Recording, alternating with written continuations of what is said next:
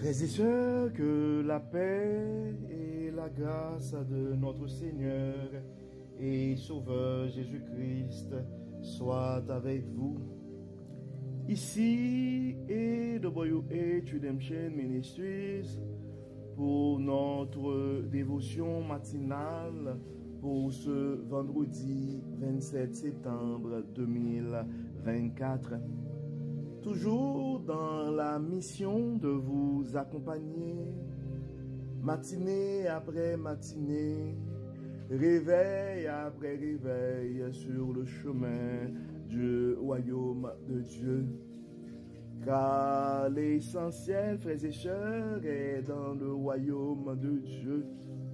La force est en Dieu, la guérison est en Dieu, la protection est en Dieu, l'abondance, frères et sœurs, est en Dieu, la sagesse est en Dieu et surtout l'espérance est en notre Dieu.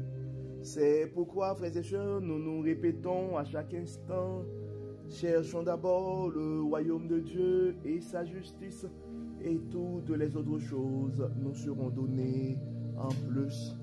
Donc, bon réveil mon frère, bon réveil ma soeur, c'est ici la journée que l'Éternel a faite et qu'elle soit pour nous un sujet de gloire et de louange. Beaucoup n'ont pas survécu cette nuit, frères et sœurs, beaucoup ne se sont pas réveillés ce matin. Non, frères et sœurs, et beaucoup ont du mal à respirer ce matin ou ne respirent plus. Donc, aussi longtemps que Dieu nous accorde cette possibilité de pouvoir nous réveiller, frères et sœurs, aussi longtemps que nous avons à notre disposition son oxygène gratuitement, nous devons louer le nom de notre Dieu, car le psalmiste nous dit dans le psaume 150 que tout ce qui respire loue l'Éternel. Donc crions, frères et sœurs, et Ebenezer, jusqu'ici l'Éternel nous a secourus. Oui, rendons grâce à notre Dieu pour ses bienfaits envers nous. Oui, frères et sœurs, c'est plus qu'une bénédiction quand nous avons la chance de pouvoir nous réveiller avec Dieu. Car un réveil avec Dieu nous offre cette possibilité d'avoir une journée remplie de sa faveur. En accumulant, frères et sœurs, des journées remplies de la faveur de Dieu, nous allons finir par avoir une année 2024 remplie de sa bonté. Car vous savez, frères et sœurs, l'année 2024 est décrétée l'année de la bonté de Dieu à AWH Redemption Ministries. Et si nous arrivons, frères et sœurs, et à accumuler des années remplies de la bonté de Dieu, nous allons finir par avoir une vie comblée de ses plus riches bénédictions et sur et plusieurs générations. Donc, frères et sœurs, et pour notre méditation de ce matin, et le texte qui nous est proposé, c'est le texte que nous trouvons en Romains chapitre 4, et nous allons lire les 8 et premiers versets. Romains chapitre 4, nous allons lire du verset 1er jusqu'au verset 8. Et comme nous vous encourageons à le faire, frères et sœurs, et si jamais vous venez de penser à un frère ou à une sœur, nous vous invitons à partager notre dévotion sur les réseaux sociaux avec des proches, car on ne sait jamais, frères et sœurs, ce que la parole de Dieu peut faire dans la vie de l'un de ses enfants bien-aimés. Donc, nous allons lire pour vous la version la Bible du Semeur et nous allons lire dans le 4e chapitre de l'épître de Paul aux Romains, nous allons lire les 8 et premiers versets. Prenons l'exemple d'Abraham, l'ancêtre de notre peuple, selon la descendance physique. Que pouvons-nous dire à son sujet? Quelle a été son expérience? S'il a été déclaré juste en raison de ce qu'il a fait, alors certes, il peut se vanter. Mais ce n'est pas ainsi que Dieu voit la chose. En se vantant, mais ce n'est pas ainsi que Dieu voit la chose. En effet, que dit l'Écriture? Abraham a eu confiance en Dieu et Dieu a porté sa foi à son crédit pour le déclarer juste. Si quelqu'un accomplit un travail, on lui compte son salaire, non pas comme si on lui faisait une faveur, mais d'après ce qui lui est dû. Et si quelqu'un n'accomplit pas les œuvres requises par la loi, mais place sa confiance en Dieu qui déclare juste les pécheurs, Dieu le déclare juste en portant sa foi à son crédit. De même, David déclare béni l'homme que Dieu déclare juste sans qu'il ait produit les œuvres qu'exige la loi. Ils sont bénis ceux dont les fautes ont été pardonnées et dont les péchés ont été effacés. Il est béni l'homme au compte de qui le Seigneur ne porte pas le péché. Nous venons de lire, et frères et sœurs, le texte que nous trouvons et Romains, épître de Paul aux Romains, le chapitre 4, nous avons lu les 8 premiers versets. En fait, hier, frères et sœurs, nous avions eu notre dévotion dans le texte que nous trouvons en Romains, chapitre 3, versets 19 à 26, et nous avons vu à travers ce texte, et Romains 3, et nous sommes sauvés par grâce, par le moyen de la foi, et cela ne vient pas de nous, c'est un don gratuit de Dieu. Et on voit que c'est ça la force de témoignage, frères et sœurs, et c'est pourquoi nous sommes appelés à proclamer la sagesse de la bonté de Dieu pendant le mois de septembre qui tire à sa fin. Nous voyons que Paul avait expliqué en Romains 3 notre justification pour dire non, c'est pas la loi qui va nous sauver, mais nous sommes sauvés par grâce. Mais pour arriver, je veux dire, c'est comme il poursuit ses arguments en donnant des exemples. Il a donné l'exemple d'Abraham, le père de la foi. Il a donné aussi l'exemple de David. Des fois, frères et sœurs, c'est pourquoi nous devons témoigner. Parce que un exemple et l'expérience de quelqu'un avec Dieu pourrait porter les autres et à faire un pas de plus dans leur foi. En fait, pour ceux qui sont dans le domaine de la vente et ceux qui sont dans l'enseignement aussi. Donc, des fois, et à travers une histoire, à travers un témoignage, et donc le message, ça passe plus facilement. Il y a des gens qui vont se rejoindre probablement dans l'histoire ou le témoignage de quelqu'un d'autre. Donc, on s'entend, et Abraham a quand même une certaine réputation, c'est l'ancêtre du peuple, c'est pourquoi la parole dit, il dit, prenons l'exemple d'Abraham, l'ancêtre de notre peuple, selon la descendance physique. Que pouvons-nous dire à son sujet? Quelle a été son expérience? S'il a été déclaré juste en raison de ce qu'il a fait, alors certes, il peut se vanter. Mais ce n'est pas ainsi que Dieu voit la chose. En effet, que dit l'Écriture? Abraham a eu confiance en Dieu et Dieu a porté sa foi à son crédit pour le déclarer juste. Et c'est pourquoi des fois, frères et sœurs, même au début, Abraham est appelé le père de la foi. On se souvient de l'expérience d'Abraham avec Dieu. C'est quelqu'un qui faisait confiance à Dieu. Quand Dieu demande à Abraham de déplacer, Abraham ne pose pas de questions, Abraham se déplace. Dieu avait demandé à Abraham de donner son fils en sacrifice avec Isaac. Nous connaissons l'histoire, frères et sœurs. Et la question, nous devons nous poser présentement, nous sommes où, nous autres, au niveau de notre foi? Et nous devons toujours nous rappeler, frères et sœurs, nous sommes sauvés par grâce, par le moyen de la foi. Nous sommes tous pécheurs au pied de la croix. Nous sommes tous égaux au pied de la croix. On l'avait vu hier.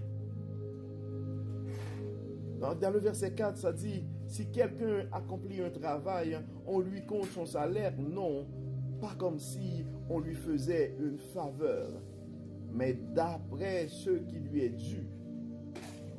Donc, notre justification par les œuvres ne donnerait aucun crédit à Dieu, frères et sœurs. Parce qu'on pourrait frapper notre poitrine pour dire, eh bien, nous avons accompli la bonne chose, nous sommes bons. Mais non, en Romains 3, verset 23, le texte nous rappelle car tous sont péchés et sont privés de la gloire de Dieu. Nous sommes sauvés par grâce, par le moyen de la foi. Cela ne vient pas de nous, mais c'est un don gratuit de Dieu. Dans le verset 5, ça dit, si quelqu'un n'accomplit pas les œuvres requises par la loi, mais place sa confiance en Dieu qui déclare juste les pécheurs, Dieu le déclare juste en portant sa foi à son crédit. De même, David déclare béni l'homme que Dieu déclare juste, mais qu'il ait produit les œuvres qui exigent la loi. Dans le verset 7, frères et sœurs, c'est important de se rappeler de ces choses. Ils sont bénis ceux dont les fautes ont été pardonnées et dont les péchés ont été effacés. Donc toi et moi ce matin, frères et sœurs, nous sommes comptés parmi les bénis parce que grâce au sacrifice de la croix, nous avons trouvé le pardon pour nos péchés. Il est béni l'homme au compte de qui le Seigneur ne porte pas le péché. Donc c'est pourquoi, frères et sœurs, nous devons manifester notre reconnaissance envers Dieu. C'est pourquoi nous devons être reconnaissants envers Dieu pour le plan de rédemption. Car comme on l'avait vu au début de l'année, eh bien, le salaire du péché, c'est la mort. Donc nous méritions la mort, frères et sœurs. Mais Dieu, dans son amour, à travers le plan de rédemption, à travers l'envoi de notre Fils, à travers la venue de notre Fils et de son Fils Jésus-Christ, nous avons tous la possibilité d'hériter ou de profiter de la vie éternelle. Nos péchés sont pardonnés, donc nous sommes des bénis. Donc tu es un béni, mon frère, ce matin. Tu es une bénie ce matin, ma soeur. Et tu dois être conscient de ton état d'enfant béni, d'enfant pardonné de Dieu. Donc, nous allons, comme d'habitude, prier, frères et sœurs, nous allons prier et nous allons prier Dieu.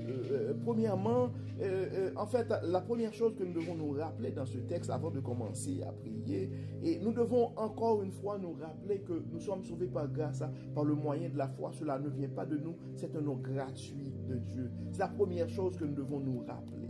Et la deuxième chose que nous devons nous rappeler, frères et sœurs, le témoignage, c'est important, les témoignages, proclamer la sagesse de la bonté de Dieu, proclamer l'abondance qui se trouve dans la bonté de Dieu, proclamer l'espérance qui se trouve dans la bonté de Dieu, ce qui sera notre thème pour le prochain trimestre à partir du 1er octobre et à partir du mois d'octobre. Et l'espérance qui se trouve, frères et sœurs, dans la bonté de Dieu. Oui, nous devons proclamer ces choses-là. Ça va être notre sujet pour le mois de décembre. Et la proclamation de l'espérance qui se trouve dans la bonté de Dieu. Donc pendant le mois d'octobre, frères et sœurs, nous allons reconnaître l'espérance qui se trouve dans la bonté de Dieu. Pendant le mois de novembre, nous allons vivre l'espérance qui se trouve dans la bonté de Dieu. Et pendant le mois de décembre, pour clôturer l'année, ça va être proclamé et l'espérance qui se trouve dans la bonté de Dieu à travers nos méditations du dimanche. Mais nous devons nous rappeler, frères et sœurs, un témoignage peut faire une différence. Prendre le temps de partager ton histoire même et ton expérience avec Dieu et avec un ami, avec un frère avec une sœur pourrait faire une différence. Probablement la manière que Dieu t'a guéri et à travers cette maladie, la manière que Dieu t'a sorti du pétrin, la manière que ton dossier a été approuvé, la manière que tu as eu cet emploi, la manière que tu as terminé ce programme, la manière que tu as lancé ou réussi cette entreprise. Mais toutes ces choses-là, frères et sœurs, et ce sont des choses qui pourraient porter les autres à poursuivre leur parcours sur le chemin du royaume. C'est important, frères et sœurs, de témoigner, de partager notre histoire, notre expérience avec le Dieu d'amour et avec des frères et des sœurs. Et la chose que nous devons rappeler aussi, frères et sœurs, et le pardon de nos péchés, c'est une forme de bénédiction, car l'apôtre Paul nous dit, ils sont bénis ceux dont les fautes ont été pardonnées et dont les péchés ont été effacés.